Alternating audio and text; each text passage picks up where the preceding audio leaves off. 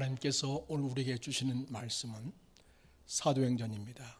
1장 12절에서 14절까지 말씀입니다. 제가 말씀을 받들어 읽겠습니다. 제자들이 감람원이라 하는 산으로부터 예루살렘에 돌아오니 이 산은 예루살렘에서 가까워 안식일에 가기 알맞은 길이라. 들어가 그들이 유하는 다락방으로 올라가니 베드로, 요한, 야고보, 안드레와 필립, 도모와 바돌로메, 마테와 및 알페오 아들 야고보, 셀로딘 시몬, 야고보의 아들 유다가 다 거기 있어 여자들과 예수의 어머니 마리아와 예수의 아우들과 더불어 마음을 같이하여 오로지 기도에 힘쓰더라. 아멘. 이런 말이 있습니다. 자기 생존만을 위한 교회는 저절로 죽는다. 또 스위스 신학자인 에밀 브루너는 이렇게 말했습니다. 불이 탐으로써 존재하듯이 교회는 선교함으로 존재한다. 이렇게 말했습니다. 그런데 그 선교는 바로 성령을 통해 이루어지는 일입니다. 교회는 성령을 받고 선교의 지상 사명을 이루느냐의 그 존재가 있겠습니다. 우리 예수님께서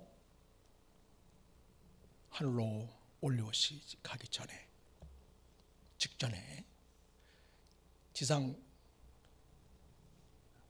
유임 명령을 주십니다.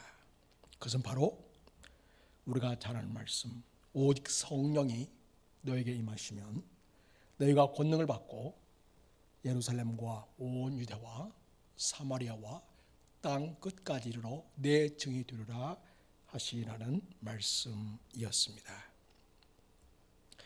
우리 예수님께서 이제 승천하시기 전에 주신 이 말씀이 마태복음 28장 18절 20절의 말씀과 더불어서 주상 대유임 명령이다 이렇게 일컬어지고 있습니다.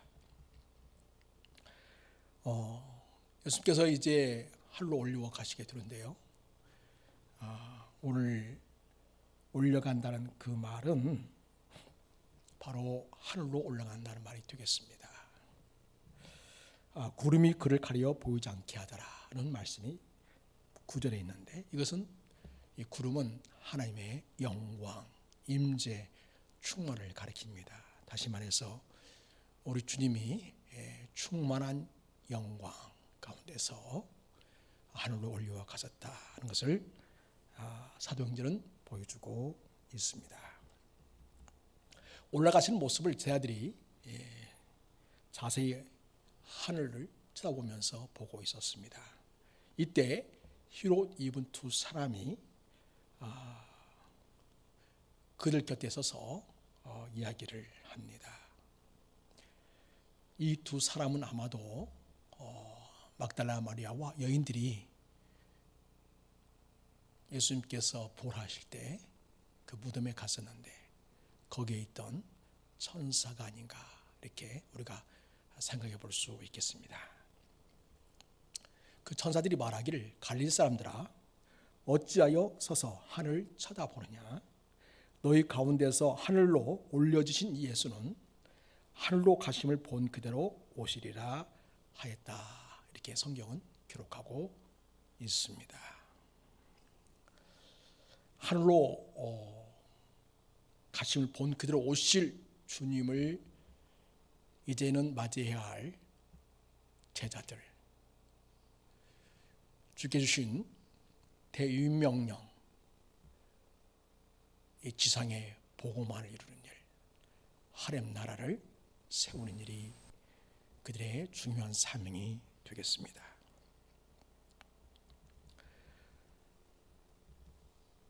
이렇게 하늘로 올라가신 예수님을 뒤로 하고 이 제자들은 예루살렘에 들어옵니다.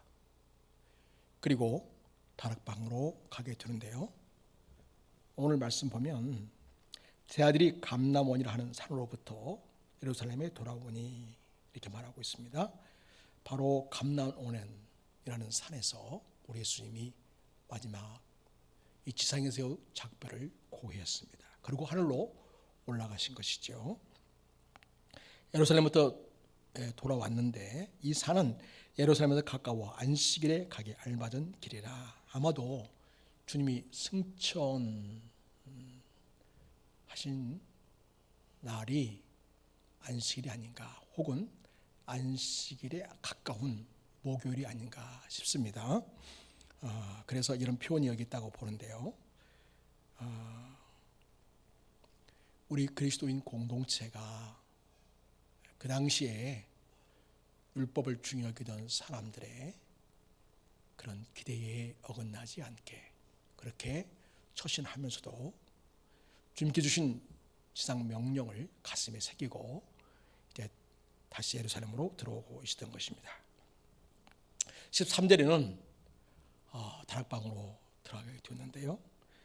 들어가 그들이 유하는 다락방으로 올라가니, 그러면서 거기에 12제자의 이름이 나오는 것을 보게 됩니다. 바로 베드로와 요한, 야고보와 안드레, 그리고 빌립, 도마와 바돌로메, 마테와 및 알페와 아들 야고보, 셀로딘 시몬, 야고보의 아들 유다가 거기에 있다, 이렇게 말하고 있습니다. 우리가 아는 것처럼 여기 가룟 유다는 없습니다. 이 지상의 교회가 시작되는 영광스럽고 복스러운 그 자리에 이름이 빠져 있는 것을 보게 됩니다. 그리고 거기에 14절 보면 여자들과 예수의 어머니 마리아와 예수의 아우들로 더불어 마음을 같이하여 오로지 기도에 힘썼다는 표현을 통해서 여자들이 거기 있음을 보게 됩니다. 우리가 잘 아는 것처럼 여자들은 바로 예수님 사역에서 아주 중요한 역할을 했던 여인들이었습니다. 우리 주님께서 이 지상에서 사역하실 때에 갈릴리에서 온 여자인들이 자기들의 재산을 팔아서 준비해 와가지고 주께서 지상 사명을 이루실 때에 적극적으로 여러 가지 일들을 돕는 그런 모습을 볼 수 있겠습니다. 여인들이 눈에 잘 띄지 않는 허드렛 일이나 또 복잡한 일, 또 손이 많이 가는 일, 어려운 일들을 손수 맡아서 최선을 다하여서 수고하였기에 예수님의 지상에서의 사역도 역시 복음적인 아름다운 역사를 이루었다고 생각이 됩니다. 또한 주님께서 십자가에 달리시는 그 현장에 예수님의 제 아들 요한을 빼놓고는 다 도망가지 않았습니까? 그 현장에 바로 여인들이 거기 함께 있었습니다. 예수님의 십자가에 오르시는 그 길도 여인들은 함께 했었습니다. 또한 빌라도와 대제사장의 도장을 찍어서 봉인되어진 그 돌 무덤에 용감하게 가게 된 자들도 바로 이들이었습니다. 비록 여인이었지만 이들은 자기의 생명과 최선을 다해서 주님을 섬겼고, 그리고 부활의 증인이 되었고, 그리고 오늘 여기 교회가 시작되기 바로 이전에 위대한 그 준비 현장 속에 여인들이 있는 것을 보게 됩니다. 우리 예수님은 평상시에도 여인들을 따뜻하게 대하셨고 인격적으로 존중하셨습니다. 그리고 그들에게 사역을 또한 맡기셔서 그들 또한 하렘 나라의 도역자로 주역으로 쓰임받도록 그렇게 복주신 것을 보게 됩니다. 또한 그 다음에 나오는 분이 예수의 어머니가 계십니다. 바로 마리아이시죠. 예수님의 어머니 마리아는 가브리엘로부터 아들 잉태할 것을 예고 받았었지요. 그때 처녀인 내가 어떻게 산에 날지 못하는데 아이를 잉태할 수 있겠습니까? 하지 않았습니까? 그럴 때에 성령으로 잉태해 줄 것이다 하셨습니다. 그럴 때에 마리아는 저는 주의 결정이 오니 주의 말씀대로 이루어지이다. 이렇게 순종하심을 통해서 예수님 이 세상에 오시는 귀한 통로로 이렇게 쓰임을 받았습니다. 그리고 예수님께서 이 지상에서 살아가는 동안 내내 그 아들 때문에 많이 긴장하고 마음을 많이 썼을 것이라고 생각이 됩니다. 들려오는 소식은 좋은 소식도 있었지만은 그러나 또 대장들과 많은 유대인들로부터 배척을 받고 어려움을 겪는 그런 일들, 고향 사람에게서 따돌림 당한 일들, 이런 일들을 보면서 그 엄마의 마음이 얼마나 아프고 힘들겠습니까마는 그러나 끝까지 주님이 하시는 이 사역에 대해서 뒤에서 조용히 기도하고 또 주님을 배려했던 것으로 보여집니다. 그리고 이제 초대교회가 시작되어지는 바로 그 현장 속에서 기도로 준비하고 기초를 놓는 그와 같은 역할을 오늘 예수님의 어머니 마리아가 하고 있는 것을 보게 됩니다. 그 다음에 예수의 아우들과 더불어 마음을 같이 하였다. 예수의 아우들이 등장하고 있습니다. 예수님이 십자가에 달리기 전까지만 해도 예수님의 동생들은 예수님을 그렇게 반갑게 맞이하거나 따뜻하게 대하지 않았음을 보게 됩니다. 물론 나중에 예수님으로 예루살렘 올라가 가지고 명절인데 가서 당신의 대단한 능력을 보여서 뭔가 좀 행세를 해야 되지 않겠느냐 그런 의미로 말은 했지만은 그러나 예수님을 당신의 주와 그리스도로 알지는 못하였었죠.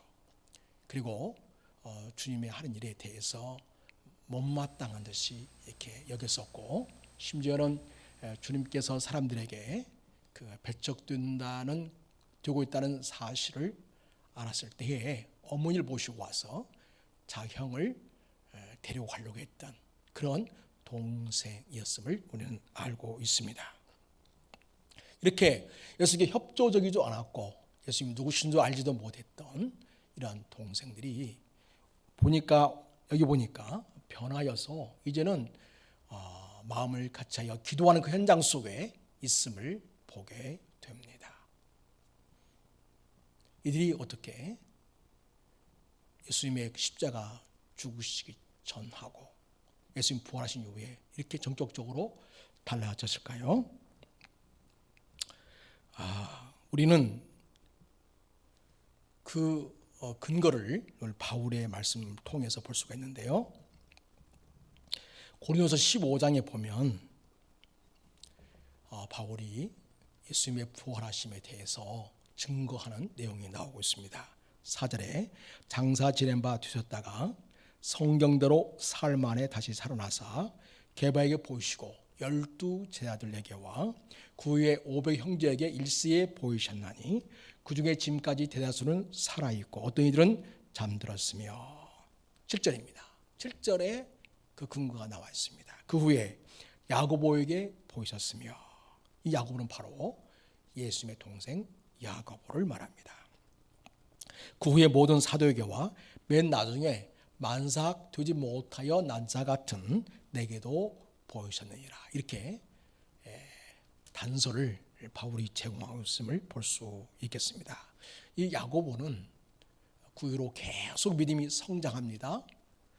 이렇게 다락방에서 뜨겁게 기도하고 성령을 받죠. 그리고 계속 믿음이 성장해서 사도행전 15장에 가면 예루살렘 공회가 열렸을 때에 거기 의장 역할을 맡아서 회의를 진행해가지고 이방인들에게 효과적인 복음 전도를 위해서 할례와 같은 무거운 짐을 그들에게 주지 말자 그런 결의를 하는 위대한 선언을 하는 것을 보게 됩니다.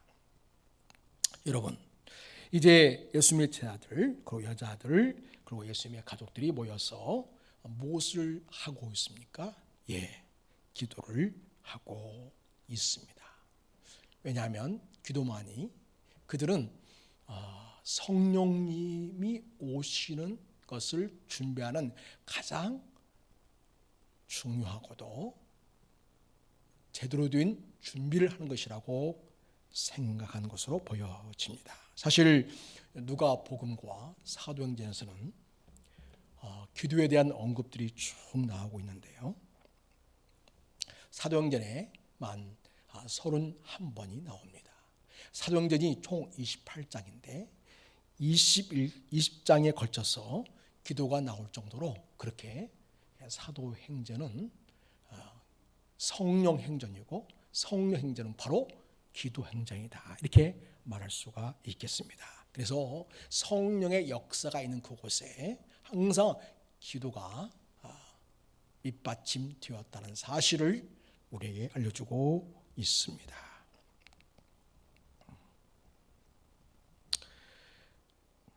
그들이 기도할 때에 마음을 같이 했다, 이렇게 말씀하고 있습니다.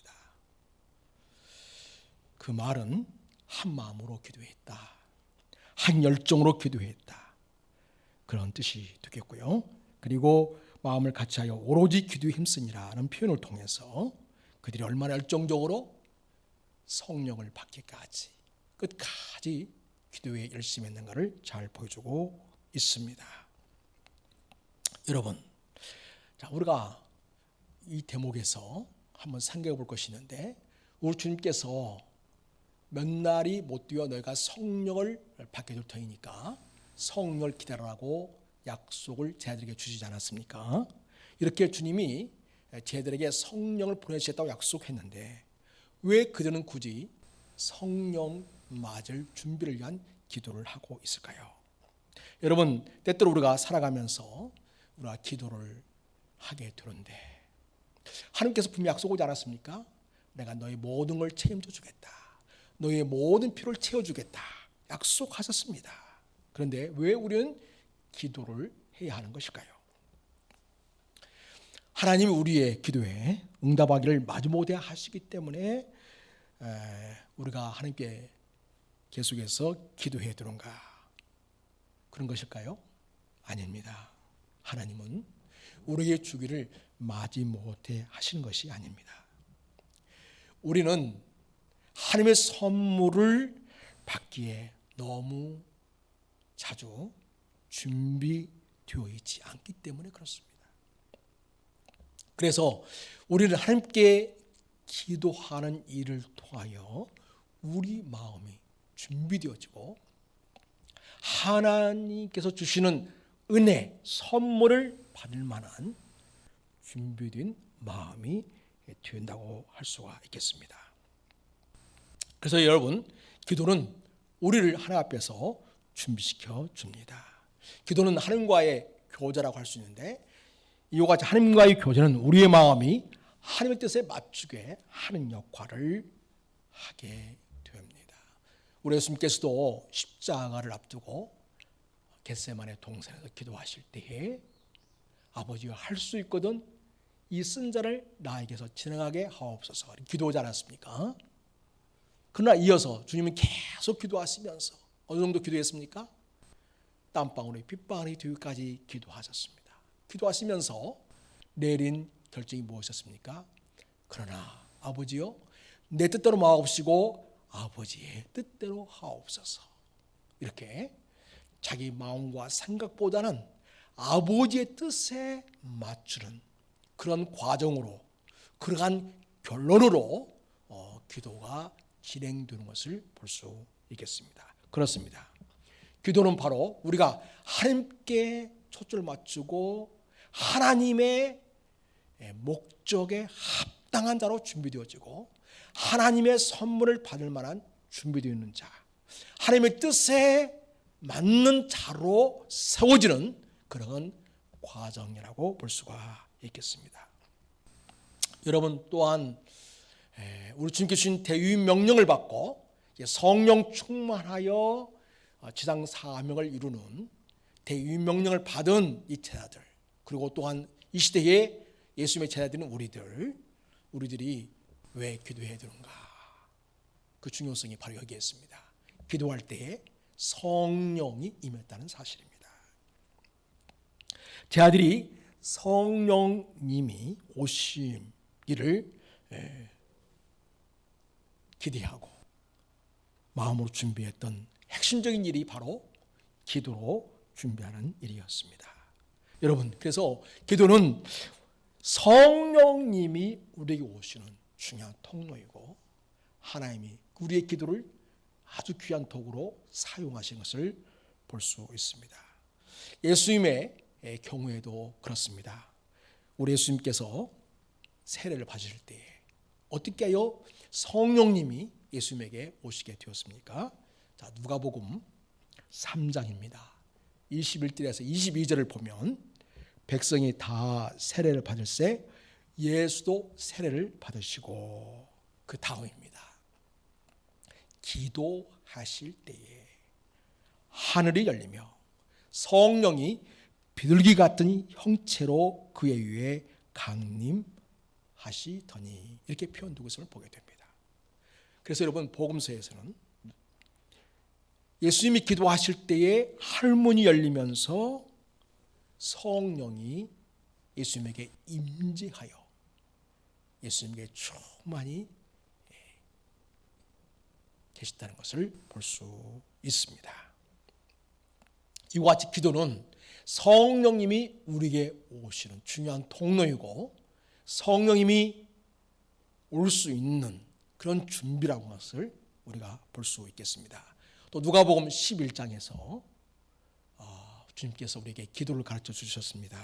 우리가 너무나 잘 아는 기도에 대한 말씀이지요. 9절에서 13절까지의 말씀이 있는데 내가 또 너에게 이르노니 누가복음 11장입니다. 9절 구하라 그러면 너에게 주실 것이요 찾으라 그러면 찾아낼 것이요 두드리라 문을 두드리라 그러면 너에게 열릴 것이니 구하는 이마다 받을 것이요 찾는 이는 찾아낼 것이요 두드리는 이에게는 열릴 것이니라.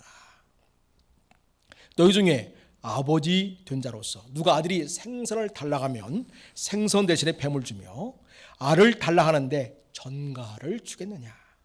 너희가 악할지라도 좋은 것을 자식에게 줄 줄 알거든 하물며 너희 하늘 아버지께서 구하는 자에게 성령을 주지 않겠느냐 하시니라. 너희가 악할지라도 자식에게는 좋은 걸 주려고 하지 않느냐.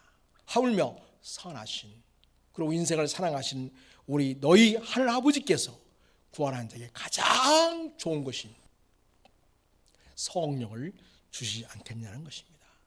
다시 말해서 기도할 때에 가장 중요한 하나님의 최고의 선물을 받는 것은 바로 성령을 받는 것입니다. 기도를 통하여 우리는 하나님께 주시는 성령을 받게 되는 것을 우리에게 알려주시고 있습니다. 사도행전 4장은 베드로와 요한이 복음을 전하다가 감옥에 갇혀 있는 상황을 보여주고 있습니다. 이러한 상황 속에서 다락방에 있는 자들이 열심히 기도를 합니다. 사도행전 4장 29절에 보면 주여 이제도 그들의 위협함을 굽어 보시옵고 또 종들로 하여금 담대히 하나님의 말씀을 전하여 주시오며 손을 내밀어 병을 낫게 하시옵고 표적과 기사가 거룩한 종 예수의 이름으로 이루어지게 하옵소서 하였더라. 31절입니다. 빌기를 다함에 모인 곳이 진동하더니 우리가 다 성령이 충만하여 담대히 하나님의 말씀을 전하니라. 함께 뜨겁게 기도했던 거기 있는 모든 무리들이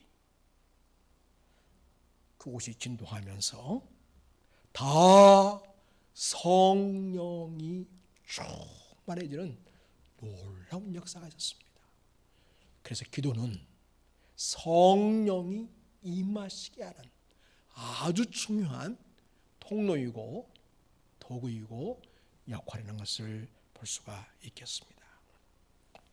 사도행전 8장에서는요, 필립이 사마리아에 가서 복음을 전했는데 사람들이 복음을 듣고 세례를 받는 놀라운 일이 벌어지는 것을 볼 수 있습니다.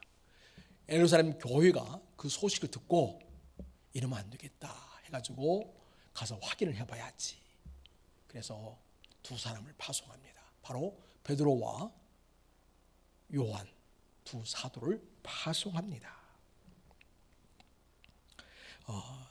사도행전 8장을 보면 14절에 예루살렘에 있는 사도들이 사마리아도 하나님의 말씀을 받았다함을 듣고 베드로와 요한을 보내매 그들이 내려가서 그들을 위하여 성령 받기를 기도하니 이는 아직 한 사람에게도 성령 내리신 일이 없고 오직 주 예수의 이름으로 세례만 받을 뿐이더라.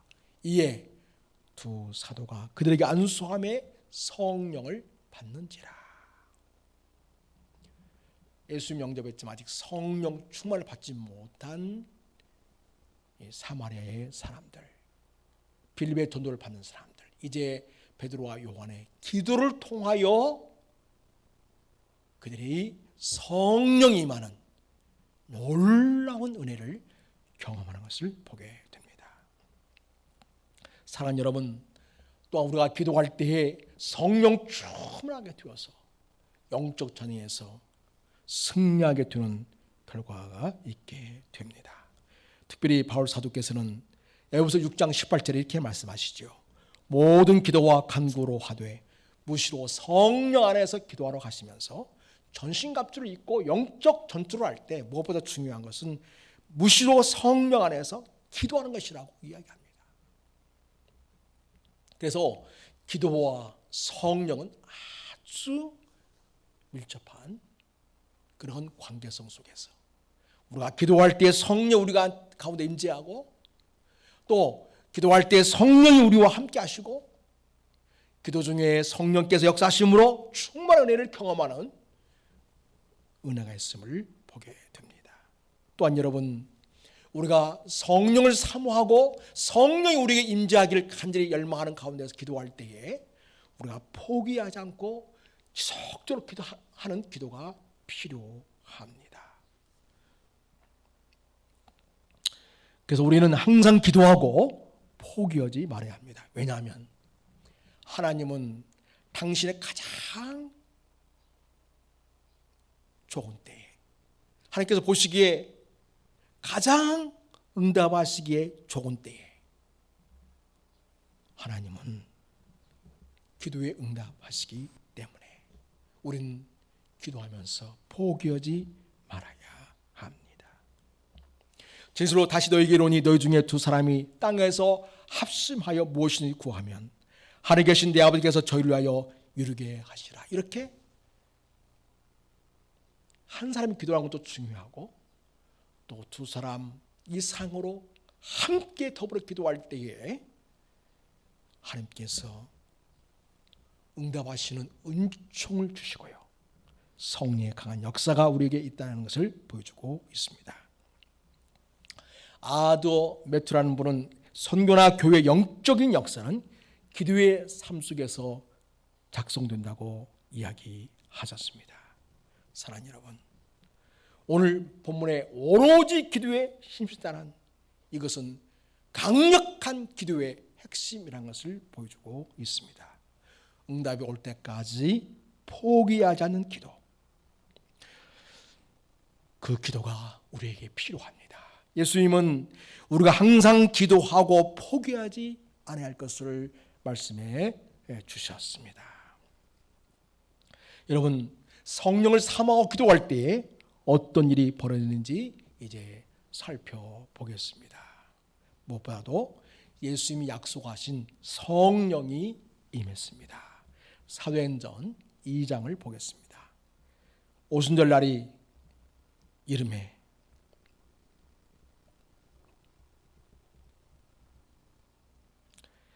오순절날이 이미 이름에 그들이 다 같이 한 곳에 모였더니 호랭이 할로부터 급하고 강한 바람 같은 소리가 있어 그들이 앉은 온 집에 가득하며 마치 불의 혀처럼 갈라지는 것들이 그들에게 보여 각 사람 위에 하나씩 임하여 있더니 그들이 다 성령의 충만함을 받고 성령의 말해가심을 따라 다른 언어로 말하기를 시작하니라. 그들이 성령의 임재, 성령 오심을 기대하고 간절히 기도할 때에 각자에게 성령이 충만하게 임하는 놀라운 역사가 이루어진 것을 보게 됩니다. 바로 주님께서 보내시겠다고 약속하신 바로 그 성령이 주님의 제자들이 기도하는 그 현장 속에 이루어지는 모습을 우리는 볼 수 있겠습니다. 또한 주님께서는 성령님을 사모하고 성령 충만을 위해 기도하는 그 기도를 통해서 위대한 부흥을 경험하게 하십니다. 진정한 부흥은 나 자신의 심령이 새로워지는 것이 되겠습니다. 우리가 주님을 향한 사랑과 열정으로 불타오르게 되는 심령의 부흥을 경험하게 됩니다. 요즘처럼 전도가 잘 안 되고 교회에 대한 비난과 기피하는 현상이 있을수록 우리는 기도를 통해서 내가 먼저 주님의 사람으로 성령의 사람으로 회복되고 세워지는 것이 필요합니다. 성령을 통해 내가 변하고 새로워지게 되면 사람들은 우리를 보고 하나님을 주목하게 됩니다. 그래서 우리는 성령을 통하여 내 심령이 부흥하기를 위해서 우리는 기도를 시작해야 하겠습니다. 내 심령의 부흥을 위해서도 기도하고 교회의 부흥을 위해서도 우리가 기도를 시작해야 합니다. 그 기도를 누군가로부터 시작해야 합니다. 그리고 같이 합심하여 오늘 본문에서처럼 마음을 합하여 한 마음으로 계속 기도해 나갈 때 하나님께서는 하늘의 문을 열어주시고 성령의 충만함을 경험하는 놀라운 일을 우리가 만나게 됩니다. 우리는 우리가 살고 있는 지역의 복음화와 세계 열방의 복음화를 위해서 주님께 부탁을 받은 자들이고 그 사명을 가진 자들입니다. 사랑하는 여러분, 그러므로 우리는 기도에 대한 사명을 우리 마음속에 새롭게 다짐해야 하겠습니다. 사랑하는 여러분, 오늘날 이 시대에 그 누군가부터 한 사람이 기도하는 것이 필요한데 저 스콜랜드의 한 섬에 이루어지는 일을 여러분에게 알려드리겠습니다. 1949년에 스코틀랜드 주변 지역에 있는 헤브리지 섬의 바라바스란 마을에서 교회들과 함께 거기 있는 목사님이 부흥을 위해서 기도하기를 시작했습니다. 동일한 마을에 살고 있지만 건강이 약해서 교회 외에 정시로 참석할 수 없었던 80대의 두 자매가 바라바스의 부흥을 위해서 자신의 오두막집에서 기도를 했습니다. 하나님은 그들에게 위대한 약속을 그 마음속에 들려주었습니다. 이사야 44장 3절 말씀, 나는 목마른 대지에 물을 부을 것이고 메마른 땅에 시내가 흐를 것이다. 이런 비전을 그들에게 주셨습니다. 그들은 교회와 지역의 변화를 보는 위대한 하나님의 능력, 성령님의 역사를 경험했습니다. 성도 여러분, 한 사람이 필요합니다. 그리고 지금 시작하는 것이 필요합니다. 바로 기도하는 사람. 그리고 지금 기도를 시작하는 그 시작이 중요합니다. 그 한 사람의 뜨거운 기도를 통해서 성령 임재하고 심령의 부흥을 경험하게 될 뿐만 아니라 더 나아가 교회 공동체가 성령에 붙잡혀서 주님께 주신 대유인 명령을 이 지상에서 아름답게 이루어가게 되고 온 생에 하나님 나라를 임하게 하고 하나님의 뜻이 하늘에서 이루어진 것처럼 이 땅에서 이루어지는 그 위대한 삶을, 사역을 우리가 이루어가게 될 것입니다. 오직 기도입니다. 오직 기도로 우리는 성령을 충만히 경험할 수 있습니다. 오늘부터 시작하십시다. 나부터 시작하십시다. 성령의 기름 부심이, 성령의 충만함이 기도를 시작하는 바로 여러분과 우리 공동체에 충만히 임하기를 예수의 이름으로 부탁을 드리고 이런 모두를 축복합니다. 아멘. 하나님 아버지, 우리 주님께서는 우리에게 지상 사명, 대위명령을 주셨습니다. 우리가 성령 충만을 함을 받고 땅끝까지 이르러 주님의 증인으로 살아내는 것, 온 세상에 하나님 나라를 이루는 것, 위대한 복음의 역사를 이루는 것이 바로 우리의 지상 사명이고 우리의 진정한 인생의 본분인 것을 믿습니다. 하나님 아버지, 이런 일을 감당하는 데는 우리의 힘과 능력으로는 할 수 없음을 고백합니다. 오직 성령을 통해서만이 할 수 있습니다. 성령의 강한 임재와 능력을 부어 주시옵소서. 성령의 강한 임재는, 성령 충만은 오직 우리가 기도함으로 우리에게 경험되는 하나님의 은혜요 선물인 것을 압니다. 주여, 저희로 기도하게 하옵소서. 한 사람부터 시작하여 기도하게 하시고 오늘부터 시작하여 하게 하시고 우리 교회 공동체가 기도할 수 있도록 은혜를 주시옵소서. 그래요, 내 심령의 부흥과 우리 교회 공동체의 부흥과 이 지역사회와 대한민국과 세계 속에 위대한 주의 복음의 사명을 감당해 나가는 우리로 살게 해 주시옵소서. 진정한 주님의 자녀로서 성령으로 무장하여 복음의 증인으로 살아내는 주의 제자들이 되게 하옵소서. 우리를 사랑하시는 주 예수 그리스도의 이름으로 축복하며 기도하옵나이다.